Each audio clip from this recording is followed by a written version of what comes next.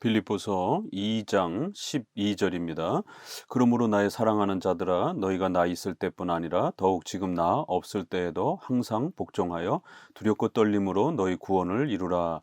너희 안에서 행하시는 이는 하나님이시니 자기의 기쁘신 뜻을 위하여 너희에게 소원을 두고 행하게 하시니. 이 장에서는 바로 우리가 소유리문답에서 고백했던 하나님을 영원토록 즐거워하는 이러한 우리 성도들의 신앙과 삶의 이러한 즐거움과 기쁨, 바로 그러한 소중한 기쁨이라고 하는 즐거움이라고 하는 이러한 성도들의 신앙의 열매들이 얼마나 소중한 것인지, 또 어떻게 만들어져 가는 것인지, 또 그런 것을 또 우리가 잘 누리기 위해서는 또 교회의 하나됨이라고 하는 또 이러한 또 유형교회 아래에서 어떻게 또 우리가 함께 훈련하고 배워가야 되는지, 이러한 아주 중요한 원리들을 계속적으로 이렇게 또 앞서 소개했습니다.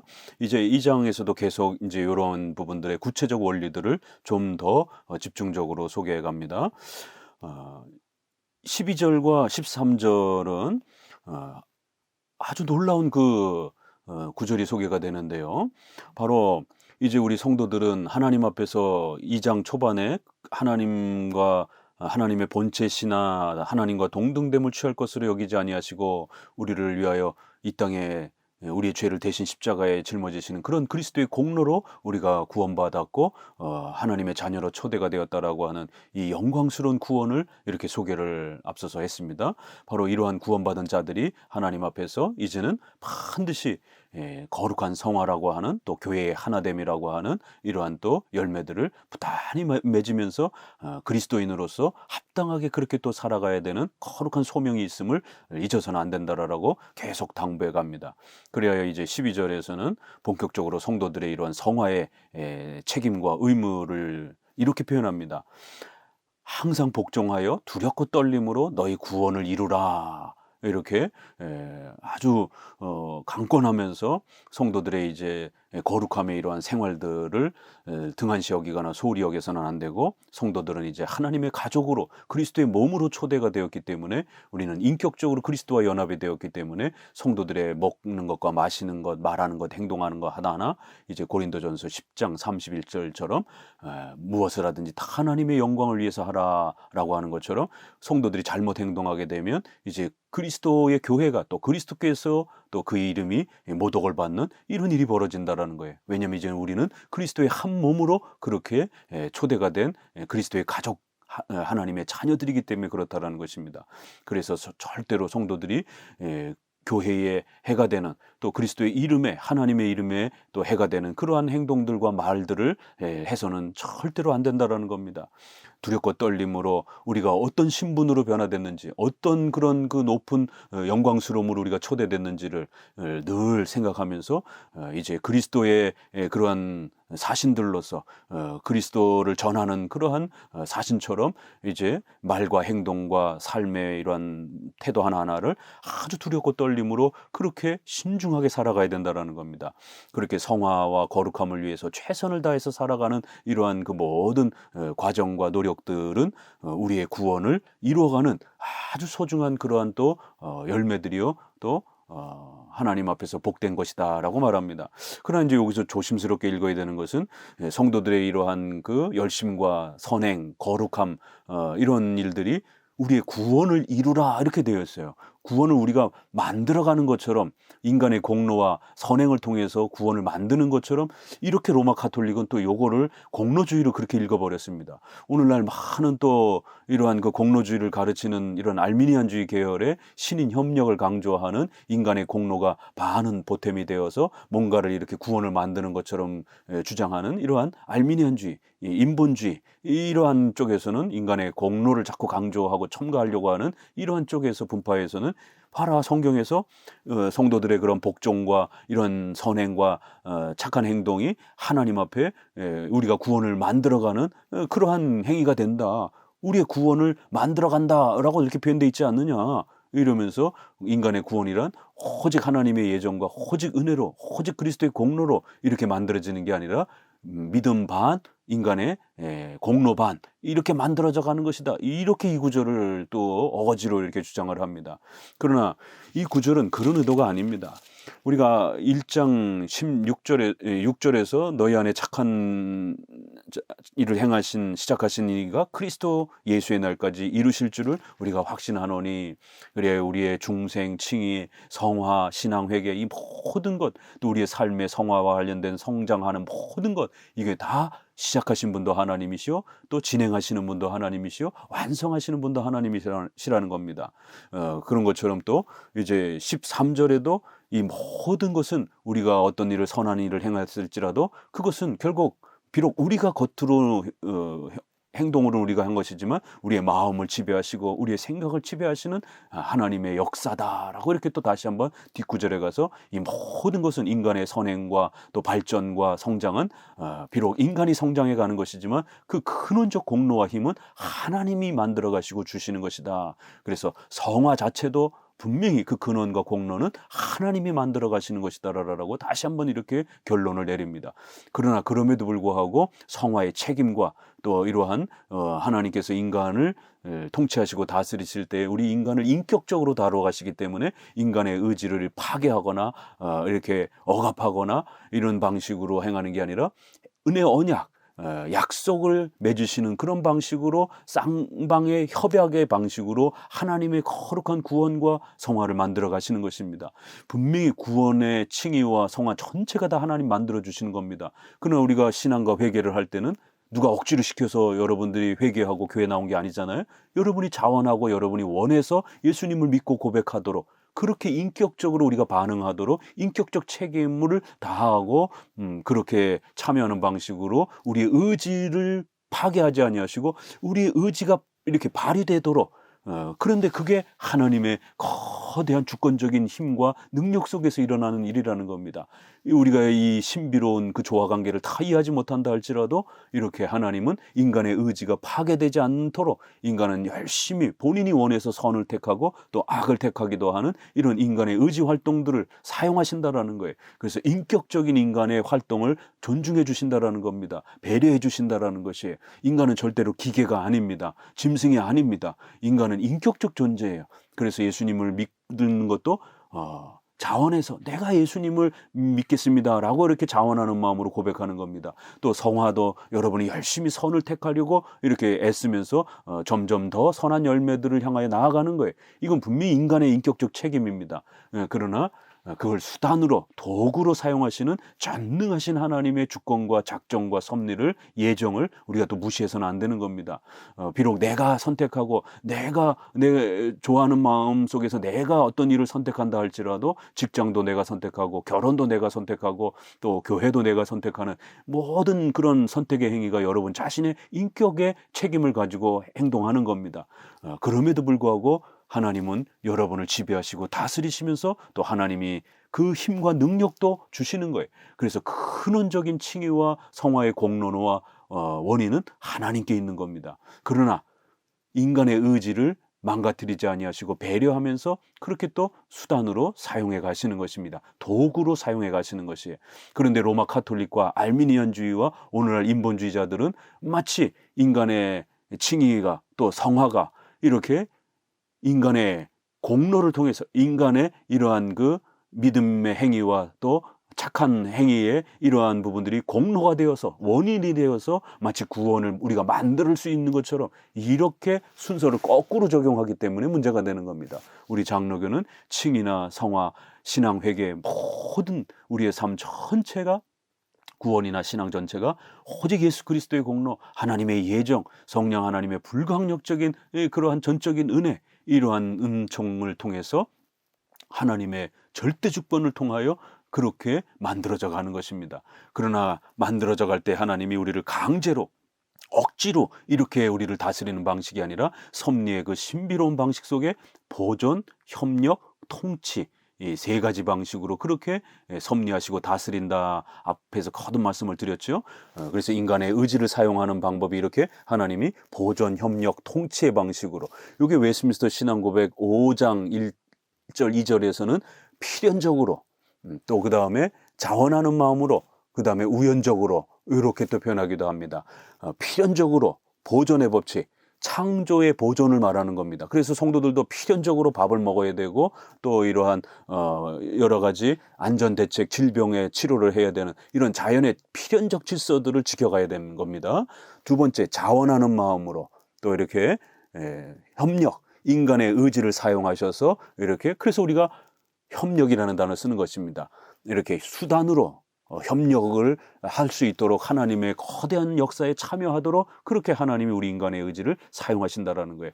그러나 우리가 협력을 말한다 할지라도 이 협력은 인간이 뭔가 하나님에게 더 해준다든가 이렇게 공로를 보탠다든가 이런 공로적 개념의 협력이 아닙니다. 이건 로마 카톨릭과 알미니안주의의 이러한 그 협력 개념이고, 우리 장로교의 협력 개념은 수단으로서의 제2원인으로서, 그래서 웨스민스터는 이걸 제1원인, 제2원인 이렇게 표현하기도 하고, 수단과 도구로서의 인간의 의지를 사용하시는 하나님의 주권을 집행하시는 데 있어서 인간의 의지를 수단으로 그렇게 사용하셔서 인간이 자원하는 마음으로 뭔가 선을 선택할 수 있도록 그렇게 인도하신다라는 거예요. 세 번째, 우연적으로 그럼에도 불구하고 또 하나님은 인간의 의지를 넘어서서 또 인간이 잘못 길을 걸어갈 때는 이렇게 강제로 또 이렇게 통치하는 방식으로 직접적으로 개입하셔서 인간의 길을 여러 가지 자연재해라든가 질병이라든가 또 이러한 급격한 이런 기적적인 또 이러한 사건들을 통해서 인간의 길을 막으시기도 하고 또 여시기도 하시는 그런 역사를 통하여 우리 인간을 지배해 가신다라는 거예요. 그래서 우리 인간은 평상시에는 우리가 국가와 사회와 이런 직장, 이런 모든 우리 사회의 문화와 질서, 자연 질서, 이런 모든 부분들을 잘 지켜가는 겁니다. 보존. 그럼에도 불구하고 또 우리가 선과 악에 있어서 선택의 기로에 있을 때 우리는 선을 선택하기 위하여 열심히 노력을 하는 거예요. 우리 인간의 의지를 또 고민하면서 사용하는 겁니다. 협력. 그리고는 또 어떨 때는 갑자기 예기치 않은 질병이 찾아온다든가 여러분의 인생에 어떤 위기가 찾아오거나 막히거나 이럴 때 또 심각하게 고민하면서 왜 하나님이 내 인생의 길을 막으시는가, 또 이런 어려움이 무엇을 뜻하는 것인가, 이러한 또 통치의 개념. 그래서 필연적으로, 자원적으로, 그 다음에 우연적으로 우리 인간을 그렇게 통치해 가시는 방식으로 역사해 간다라는 거예요. 그래서 자원하는 마음으로 우리는 두렵고 떨림으로 십계명의 기준을 따라서 하나님이 기뻐하신다라고 하는 그 선을 선택하기 위하여 열심히 최선을 노력을 하시는 것입니다. 그것이 우리의 구원을 이렇게 계속해서 우리가 더더욱 거룩함을 이렇게 세워가고 이렇게 형성해가는 그런 중요한 선택들이 되는 것입니다. 그래서 구원을 이루어간다, 이렇게까지 표현을 하는 겁니다. 이렇게 성화의 이러한 그 열매와 이러한 성격으로서의 표현이지, 이거는 마치 우리가 칭의를, 우리가 중생을 우리가 만들어갈 수 있는 것처럼 그런 의미의 개념은 아닙니다. 이거는 성화와 관련해서 성화의 열매를 맺고 더 거룩해져가는 이러한, 비록 우리가 부족하고 연약해도 그리스도의 공로를 통하여 이렇게 조금씩 성도가 거룩함으로 이렇게 성장하고 변화되어져 가는 것을 하나님은 구원의 의의 열매처럼, 여기 앞부분에서도 의의 열매 이런 표현을 1장에서도 또 이렇게 사용했습니다. 1장 10절에 의의 열매가 맺어진다, 이렇게 해서 의라는 단어를 칭에도 쓰지만 의라는 단어를 성화에도 이렇게 쓰면서 하나님께서 우리가 이렇게 성장해가는 걸 아주 기뻐하시고 귀하게 여겨주시고 그렇게 또 선물로 또 우리에게 복 내려주시는 이러한 전체를 또 구원이라고도 또 이렇게 표현을 하는 것입니다. 그래서 이 너희 구원을 이루라, 이 말이 마치 칭의와 중생 이런 구원 전체의 공로를 우리가 보태거나 우리 힘으로 만들 수 있는 그런 방식으로 구원을 만들라, 이런 개념이 아니라 성화에 이런 열심을 내라, 이것이 하나님 앞에서 우리 성도들이 하나님의 그 구원에 참여하고 그 구원을 이렇게 또 증명하고 또 드러내는 증거와 열매로서의 구원의 그러한 그 열매들을 이루어가라, 이런 뜻입니다. 그래서 신속기 13절에서는 이러한 성도들의 성화의 책임과 열매가 분명히 필요하고 또 있어야 됩니다. 그럼에도 절대로 착각해서는 안 되는 게 우리 안에서 행하시는 이는 하나님이시라는 겁니다. 우리가 뭔가를 결정하고 선택했을지라도 그것이 우리의 공로와 능력에 의해서 되어지는 게 아니라 바로 우리 안에서 행하시는 분은 근원적으로 공로적으로 하나님이시라는 거예요. 자기의 기쁘신 뜻을 위하여 너에게 소원을 두고 행하신다. 얼마나 기가 막히냐면 우리 인간의 의지가 뭔가를 행합니다. 그런데 그런 의지와 뭔가의 선한 뜻을 품으려고 할 때 하나님께서 자신의 뜻을 우리 마음의 소원에 그렇게 영향을 끼치고 또 그렇게 불어넣어 주시고 그런 마음의 감동을 일으키시는 방식으로 하나님 자신의 작정과 뜻을 인간의 소원과 의지에 그렇게 영향을 끼치면서, 그러면서도 인간이 기계처럼 작동하는 게 아니라 인간은 자기가 자원해서 뭔가를 자기가 원하는 것을 선택하는 그런 신비로운 인간의 의지와 하나님의 뜻이 섭리 속에서 신비롭게 이렇게 조화되는 방식으로 그렇게 역사되어진다라는 것이에요. 이 부분에 대해서 어거스틴은 은혜로 주실 것을 우리가 나태해지거나 게을러지지 않도록 명령의 방식으로 주시고 책임감을 가질 수 있도록 이렇게 명령하시고, 또 명령하신 것을 우리가 우리 힘으로 할 수 없기 때문에 은혜로 주시옵소서. 그래서 하나님의 은혜와 또 성도들의 인격적 책임이라는 부분을 이렇게 아주 절묘하게 섭리 속에서 이렇게 구별되지만 분리되지 않는다라고 하는, 그래서 은혜와 명령이, 인간의 인격적 책임이 서로 조화를 이루면서 이렇게 하나님의 역사가 펼쳐진다. 은혜로 주실 것을 명령하시고 명령하신 것을 은혜로 주옵소서, 이런 표현이에요.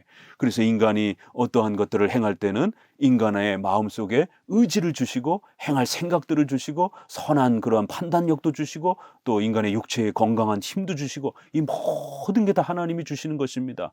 그래서 하나님의 자신의 뜻을 우리 안에 소원을 두고 그렇게 행하게 하신다.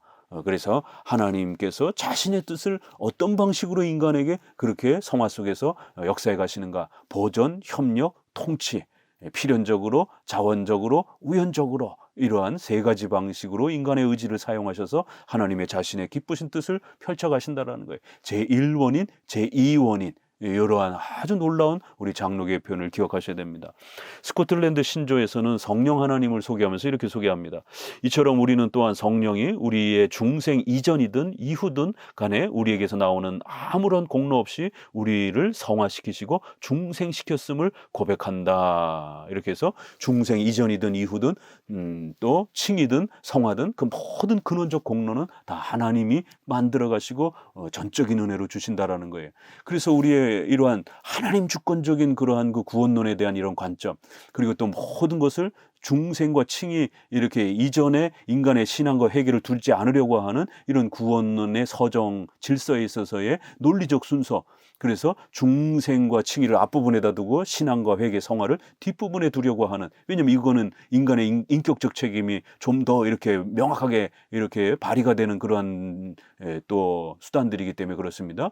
그런데 복음주의나 알미니안주의는 자꾸 이거를 뒤집어서 인간이 먼저 회개하고 신앙을 해야 그 결과로 중생과 칭의가 주어지는 것처럼 자꾸 이렇게 논리적 구원의 순서를 인간의 결단과 책임에다가 더 구원의 어떤 초점을 맞추다 보니까 마치 구원이 인간의 손에 달려있는 것처럼 이러한 그 오해를 갖게 만들고 건강하지 못한 구원론이 자꾸 이렇게 펼쳐지는 겁니다.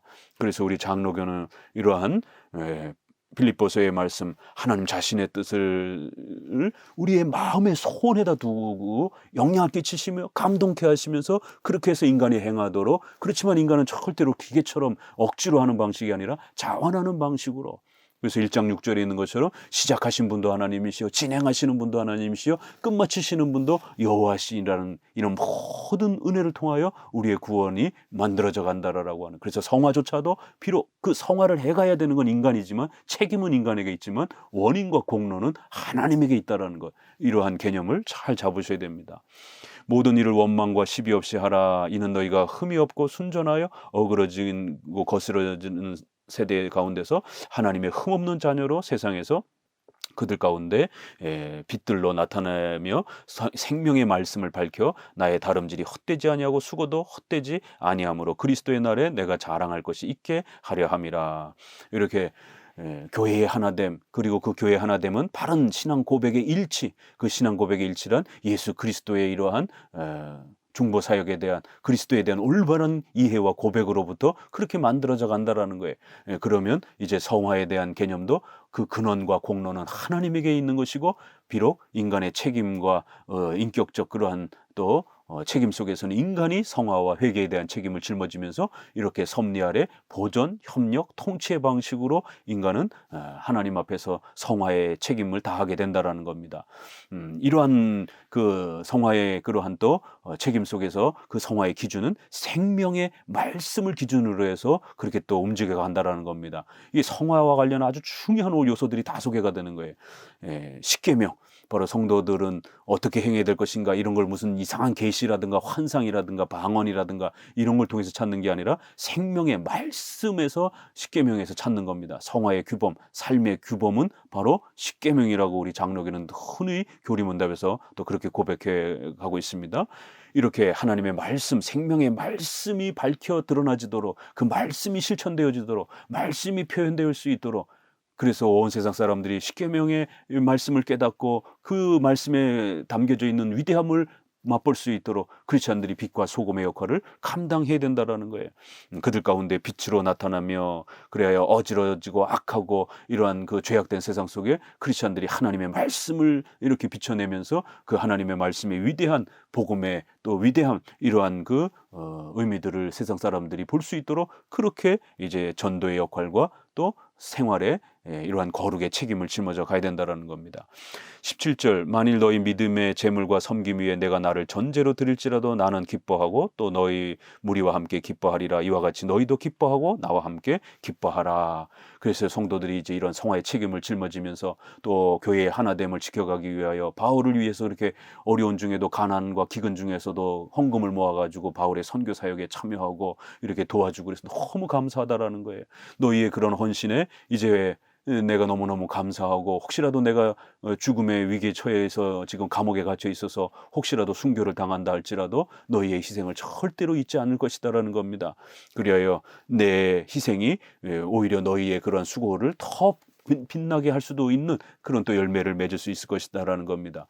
그래서 이렇게 하나님의 섭리를 생각하고 혹시라도 내가 어떤 또 순교에 이런 일을 닥친다 할지라도 두려워하거나 낙심하지 말고 너희의 헌신과 나의 또 헌신이 모두 다 하나님의 섭리 안에서 그렇게 열매를 맺으면서 하나님 앞에 산 제사로 그렇게 드려질 테니 걱정하지 말고 하나님의 섭리를 신뢰하면서 열심히 우리가 또 희생하면서 하나님의 교회를 세워가자라고 이렇게 표현합니다. 이것이 우리 성도들의 기쁨이다라고 이렇게 표현합니다. 이러한 하나님의 섭리를 신뢰하면서 이 땅에서 우리의 성도들의 책임을 다하고 유형교회를 또 잘 세워가면서 이렇게 성도들이 그리스도의 말씀에 순종하며 살아갈 때에 우리는 그 영원한 기쁨, 나는 기뻐하고 너희 무리와 함께 기뻐하고 너희도 기뻐하고 또 나와 함께 기뻐하라. 기뻐하라는 단어가 4번씩이나 이렇게 소개가 되어지면서 이것이 성도들의 진정한 기쁨이요 위로요 성도들이 누리게 되는 가장 행복감이다라고 이렇게 소개를 하면서 이제 빌립보서가 주고 싶어 했던 그 핵심이 무엇인지를 마무리합니다. 그리고 이제 뒷부분에는 좀 더 교회 질서와 관련된 부분이 다시 또 추가가 됩니다. 내가 디모데를 속히 너희에게 보내기를 주 안에서 바람은 너희의 사정을 알므로 안위를 받으려 함이니 이는 뜻을 같이하여 너희 사정을 진실히 생각할 자가 이 밖에 내게 없음이라. 그래서 이제 내가 가야 되는데 내가 지금 감옥에 갇혀 있어서 갈 수 없으니까 디모데를 보내겠다라는 거예요. 그러면 디모데가 너희에게 가서 너희 교회를 또 잘 돌봐줄 테니까 또 디모데와 함께 교회를 잘 세워가라는 겁니다. 이렇게 교회의 하나됨에 대해서 아주 집중적으로 이야기합니다. 교회의 하나됨이 흐트러지면 안 된다라는 것이. 그래서 1장, 2장은 계속적으로 이렇게 교회의 하나됨을 통하여 성도들의 성화가 잘 만들어져 가고 세워져 가는 게 하나님의 뜻이다라고 이렇게 말합니다. 그래야 이제 또 교회 정치 질서 속에서 지도자로 세워준 이제 디모데를 내가 보낼 테니까 그 디모데의 말을 또 잘 새겨 듣고 서로가 합하여 여기서도 또 이는 뜻을 같이 하여 여기도 이런 뜻을 합하다 이런 것이 다 공적 신앙 고백에 대한 일치감을 말하는 것이에요. 뭐 바울하고 디모데가 마음이 잘 맞는다 뭐 이런 뜻이 아닙니다. 그걸 넘어서서 바울과 디모데가 같은 신앙 고백을 하고 있고 같이 이렇게 교회를 섬기려고 하는 그러한 거룩한 부르심에 일치된 신앙 고백을 가지고 있다라는 거예요. 그래서 너희 교회를 이렇게 나처럼 섬겨줄 사람이다. 이렇게 교회 정치적으로 또 이렇게 다른 목회자를 보낼 때 그 다른 목회자도 같은 신앙 고백을 갖고 있다라면 우리가 또 얼마든지 존중하면서 그 목회자의 설교와 가르침을 또 함께 존중하면서 받을 수 있는 겁니다. 다 자기 일을 구하고 그리스도 예수의 일을 구하지 아니하되 디모데의 연단을 너희가 안 하니 마치 자식이 아버지에게 함같이 나와 함께 복음을 위하여 수고하였느니라. 예, 바울과 디모데의 관계를 아버지와 자녀의 관계처럼 이렇게 표현을 합니다. 왜 굳이 이런 표현을 쓰겠습니까? 내가 디모데를 진짜 사랑한다, 이런 단순한 개인적 사랑을 이야기하는 게 아니라 바울과 빌립보의 교회의 관계를 바울과 디모데의 관계처럼 내가 디모데를 자식처럼 여기고 디모데는 나를 아버지처럼 이렇게 여기는 것처럼, 또 빌립보 교회는 바울을, 교회의 지도자인 디모데나 바울을 아버지처럼, 영적인 아버지처럼 여기고, 또 그렇게 또 디모데와 바울은 빌립보 교회를 자식처럼 여기면서 이렇게 서로가 하나님 앞에서 유형교회를 세워가는 그런 소중한 책임감들을 서로 짊어져야 된다는 겁니다. 바로 유형교회의 이러한 그 권위, 교회의 직원들에게 그 열쇠권이, 치리권이 있다라고 하는 우리 장로교회의 이런 고백이 바로 이런 표현들에서 나오는 겁니다. 왜 교회의 목사들을 감독, 또 이렇게 아버지처럼 표현하고 뒤에 가서는 존귀 여기라 이렇게 에바브로디도를 보낼 테니까 그도 역시 아주 이렇게 교회의 또 이런 직분자로서 구별하여 또 존귀 여기라 이런 표현까지 씁니다. 2장에서는 이렇게 교회 직분자들을 대우하고 그들을 구별하여 하나님이 그들을 세우신 목적을 잘 깨닫고 그들이 설교하는 것, 또 그들이 치리하는 이런 질서들을 잘 존중하면 이렇게 교회법적 일치를 이루게 된다라는 거예요. 이렇게 교회 정치적 질서가 일치가 안 되게 되면 교회는 또 사분오열된다라는 겁니다. 그러면서 24절에 나도 속히 가게 될 것을 주 안에서 확신하노라. 그러나 에바브로디도를 너에게 보내는 것이 필요한 줄 생각하노니. 그래서 디모데를 보낼 계획을 했지만 디모데도 지금 바로 가지 못하고 에바브로디도가 지금 속히 간다라고 하니까 그러면 에바브로디도를 먼저 보내겠다. 디모데, 에바브로디도 다 교회 지도자들입니다. 그래서 이 브로디도가 갈 때 그는 나의 형제요, 나와 함께 수고하고 나와 함께 된 군사요, 너희의 사자로 내가 쓸 것을 돕는 자라. 여기도 에바브로디도를 이렇게 단순한 이렇게 친구 이런 표현보다 더 깊은 표현입니다. 나의 형제이기도 하고 나와 함께 수고하기도 하는, 또 그 빌립보 교회의 사자라고 하는, 미니스터라고 하는 이 단어가 바로 교회의 직분자와 관련된 아주 중요한 표현들입니다. 이렇게 빌립보서는 교회의 직분자라고 하는 이러한 그 중요한 구별된 단어를 이렇게 의도적으로 목사, 장로, 집사라고 하는 교회 직분자라고 하는 개념을 이렇게 의도적으로 사용합니다. 우리 장로 정치에서 이 직분자라고 하는 이러한 구별된 그 권위가 위탁된 그러한 그 표현으로서의 직분자라는 이 개념을 이렇게 즐겨 씁니다. 성도나 목사나 이렇게 똑같다 이렇게 주장하는 회중파나 이런 독립파나 이런 쪽에서는 이러한 직분자의 개념, 구별된 이런 권위 개념을 이렇게 잘 사용하지 않습니다. 그러나 이렇게 빌립보서에서는 분명히 사자라는 이런 표현, 이게 단순하게 이렇게 메신저라고 이렇게 표현되어 있지만 그 뒤에 미니스터, 바로 사역자로 봉사하는 메신저다라고 하는 이러한 표현으로서 이거는 아주 장로교에서 즐겨 쓰는 미니스터의 개념입니다. 그래서 권위를 가진 그러한 구별된 그러한 교회 사역자다라고 하는 사자, 하나님의 사자다라고 하는, 그래서 우리가 주님의 종 이런 표현을 이렇게 구별되어서 사용할 때 쓰는 표현입니다. 이러한 사람들을 존귀 여기라 나중에 또 이렇게까지 표현을 합니다.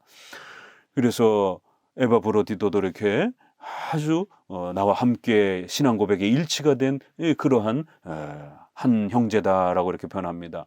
그가 나를 돕다가 병이 들었다 이렇게 표현합니다. 병든 것을 너희가 들은즉 근심했고 그가 병들어 죽게 되었으나 하나님이 그를 긍휼히 여기셨고 그뿐 아니라 또 나를 긍휼히 여기시사 내 근심 위에 근심을 면하게 하셨다. 그런데 이제 더욱 급히 그를 보내는 것은 너희로 그를 다시 보고 기뻐하게 하여 내 근심도 덜려함이라. 그 이제 바울에게 와서 그 빌립보 교회가 도와준 그 보내준 헌금을 가지고 와서 바울을 돕다가 병이 들었습니다. 그러다 보니까 빌립보 교회도 걱정하고 또 함께 기도하고 이러한 교회적 연합과 섬김과 나눔을, 교회적 교제라고 하는 성도가 서로 교통하는 것과라고 하는 것은 오늘날처럼 개인주의적이고 경건주의적인 자기의 주관적 경건만 강조하는 또 이렇게 독립적 자유만 강조하는 독립파적 회중파적 그런 교제를 말하는 게 아닙니다. 반드시 예배의 교제 또 그 다음에 성찬의 교제 또 그 다음에 교회법적 이러한 법적인 그런 교제 그 다음에 물질적인 나눔의 교제 이러한 부분들이 의무와 책임으로서 법적으로서 그렇게 묶여야 되는 그러한 장로교회적 그러한 개념의 일치와 연합을 말하는 겁니다. 여기에 쓸 것을 돕는지라 이 헌금을 가지고 오는 거예요. 이게 줘도 되고 안 줘도 되고가 아닙니다. 사도행전에도 보고 고린도전서에도 우리가 본 것처럼 후서에도 그렇고 반드시 헌금을 보내야 된다라고 법적인 의무감을 가지고 그 구제 헌금에 동참해야 된다라고 하는 법적인 명령과 책임감을 강요하고 그렇게 또 요구합니다. 모든 교회들은 한 교단 안에 법적으로 서로 순종하고 또 그 교회법 아래에 견제를 받아야 되는 그러한 책임을 짊어져야 되는 그러한 종속적 관계다. 웨스트민스터에서 서브오디네이션이라고 하는 법적인 그런 묶임 아래에 있어야 된다라고 하는 이러한 교단의 개념을 하나된 보편교회, 공교회 개념으로 강조를 합니다. 그런데 이제 경건주의나 회중파는 이런 바로 올디네이션이라고 하는 법적인 연합과 묶임이라고 하는 종속이라는 그런 개념을 굉장히 싫어합니다. 그 로마 카톨릭적인 이러한 또 교권주의 개념이라고 그러면서 비성경적이라고 그러면서 그런 걸 싫어합니다. 이런 게 이제 교회론에서 회중파와 장로교회의 아주 중요한 차이입니다. 우리는 법적인 종속 개념이 성경이 요구하고 있는 그러한 성경적 교회 질서 개념이다라고 우리는 해석하는 겁니다. 내가 너희의 쓸 것을 돕고 그래서 또 에바브로디도까지 또 함께 보내고 그래서 반드시 그 선교에 법적으로 함께 책임감을 짊어지면서 함께 동참해야 되는 이러한 관계를 소개합니다. 이러한 교회 정치 질서 이래 빌립보 교회가 얼마나 헌신적으로 도와줬는지 이걸 칭찬하는 것입니다. 그래서 유형교회는 이렇게 보편교회로서 공교회로서 하나의 된 교회로서 유니버설 철치 우주적 교회 하나의 교회로서의 이러한 연합과 책임을 법적인 종속 개념의 의무와 책임을 짊어지면서 사역에도 함께 참여하고 헌금에도 함께 참여하고 나눔에도 함께 참여하고 예배에도 함께 참여하고 신앙 고백의 일치의 교리적 이러한 그 연합에도 일치되어야 되는 이러한 교단적 일치 개념 아래 하나됨을 이렇게 강조하는 겁니다. 그래야 너희가 이렇게 또 에바브로디도 또 사역자도 파송해주고 헌금도 보내주고 물심양면으로 도와준 것에 대해서 너무너무 감사한다라는 것이 이제 우리가 또 기뻐하고 이렇게 교회 정치 질서가 하나 되고 연합될 때 또 성도들은 기쁨으로 그 하나님의 은혜를 누리게 된다라는 거예요. 예, 개인의 기쁨만이 아니라 교회 정치적 질서가 연합되고 하나 될 때 기쁨을 누리게 된다라는 겁니다. 이 기쁨이라는 단어를 교회 정치 질서에도 또 이렇게 사용합니다.